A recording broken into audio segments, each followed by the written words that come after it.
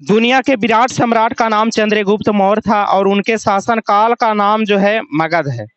और उन्हीं के नाम पर मगध यूनिवर्सिटी एक बोध गया में बनाया गया है।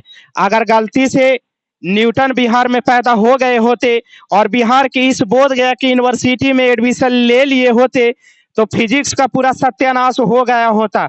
काहे कि यहाँ पे उनका ग्रेजुएशन कंप्लीट नहीं होता। न्यूटन तो इंग्लैंड में जन्म लिए थे, इंग्लैंड के ट्रिनिटी कॉलेज में पढ़े थे, वहाँ 4 साल के कोर्स 4 साल में कंप्लीट हो गया। मगर यहाँ पे 4 साल का कोर्स उनका 8 साल में कंप्लीट होता तो फिजिक्स का पूरा सत्यानाश हो गया होता कि नहीं। बिहार के राज्यपाल फागू चौहान जी से अनुरोध है, बिहार के शिक्षा मंत्री चंद्रशेखर जी से अनुरोध है कि आप लोग जो 8 वर्षीय योजना लागू किए हैं ना, 5 वर्षीय योजना पार करके और आप लोग 8 वर्षीय योजना किए हैं ना, ये बहुत गलत है। बिहार के बच्चे के साथ अन्याय हो रहा है, बिहार के बच्चे के भविष्य के साथ खिलवाड़ किया जा रहा है।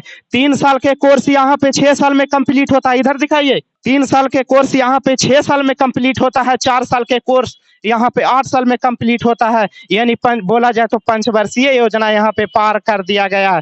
बिहार के राज्यपाल महोदय उत्तर प्रदेश के हैं और बिहार की जितना भी यूनिवर्सिटियां हैं उत्तर प्रदेश से ला करके पैसे के दम पर VC को रखे हुए हैं, यहाँ पे बिहार में रखे हुए हैं। और बिहार के राज्यपाल महोदय उत्तर प्रदेश के हैं और उत्तर प्रदेश में उनका बेटा चुनाव लड़ता है और यहाँ से बिहार से इकट्ठा पैसा हो करके उत्तर प्रदेश में जाता है और बिहार के बच्चों के भविष्य के साथ खिलवाड़ किया जाता है।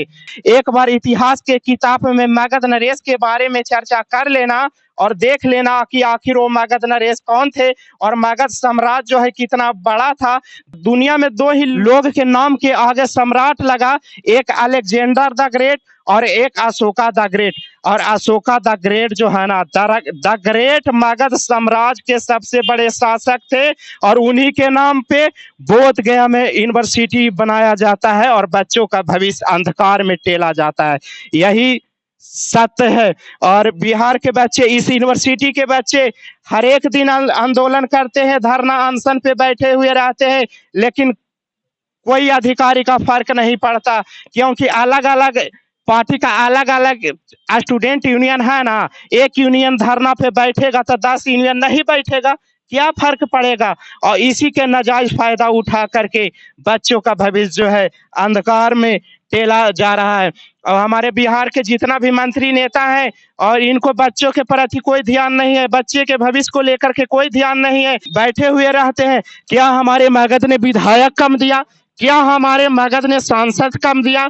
कम नहीं, भरपूर दिया। लेकिन बच्चे के भविष्य के प्रति कोई मंत्री नेता, कोई विधायक का ध्यान नहीं है। अगर ये सभी मंत्री नेता जो विधायक है मगध के, सिर्फ मैं मगध की बात कर रहा हूँ, अगर मगध के विधायक, मगध के सांसद जो है ना, वो सदन में आवाज उठा देना, बिहार के बच्चों के भविष्य सही हो जाएगा। जो 3 साल के कोर्स 6 साल में कंप्लीट होता है ना, 3 साल में कंप्लीट होगा। लेकिन मगध के विधायक सांसद सदन में आवाज नहीं उठाते हैं।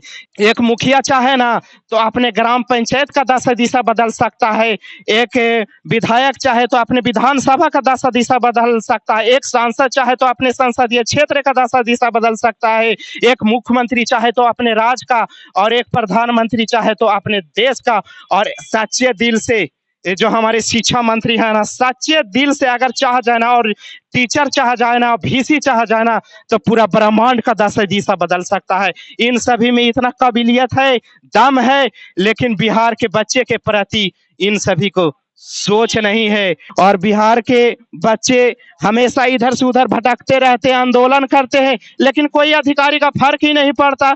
और बिहार के जो शिक्षा मंत्री हैं चंद्रशेखर जी, बिहार के बच्चे के प्रति कुछ ध्यान नहीं दे रहे हैं। लेकिन बिहार के उप मुख्यमंत्री जो है तेजस्वी यादव विपक्ष में रहते थे तो बिहार के बच्चे के प्रति बहुत इनको दया आता था, लेकिन जैसी ही इनकी सरकार बनी है, महागठबंधन की सरकार बनी है, मुंह में ताला लगा हुआ है कि पेपर लीक हो जाता है और रात दिन परिश्रम करके जो पढ़ाई करते हैं वो बच्चे आंदोलन करते हैं, रोड जाम करते हैं, तो ब्रिटिश शासन लागू कर दिया जाता है। ब्रिटिश शासन मैं इसलिए बोल रहा हूँ कि जब हमारे देश को आजाद कराने के लिए देश के महान स्वतंत्रता सेनानी अंग्रेज से लड़ते थे तो अंग्रेज हमारे देश के महान स्वतंत्रता सेनानी के ऊपर डंडा बरसाते थे, वही बिहार में लागू किया जाता है कि अगर बिहार के इस यूनिवर्सिटी में, बोधगया की यूनिवर्सिटी में बच्चे आंदोलन करें ना, धरना देना, धरना अनशन पे बैठे ना, तो ब्रिटिश शासन लागू हो जाएगा। पुलिस के द्वारा डंडों से पीटा जाता है और जैसे